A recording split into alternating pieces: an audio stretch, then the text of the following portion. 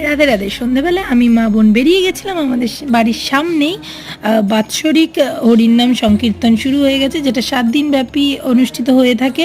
এখানে কবিগান, লীলা কীর্তন, হরিনাম সংকীর্তন চলতে থাকে। হরে রাম কৃষ্ণ হরে হরে, হরে রাম।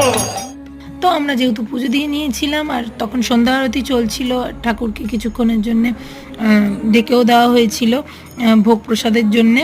তো তারপর আমরা ওখানকার মেন পুরোহিতের সঙ্গে একটু কথা বলে নিচ্ছিলাম, তার আশীর্বাদ নিয়ে নিলাম। তারপর প্রসাদ হাতে পেয়ে গেলাম, আর এরপরে আমরা প্রসাদটা বিতরণ করব, যেটাকে আমরা হরিলুট বলেই চিনি, সবাই জানি। তো এরপর আমরা তিলক কেটে নিলাম। এই তিলক কাটতে আমার অনেক বেশি ভালো লাগে, এর আগেও বলেছি। তো এরপরে প্রসাদ বিতরণ করে আমরা বাড়ির দিকে রওনা হলাম।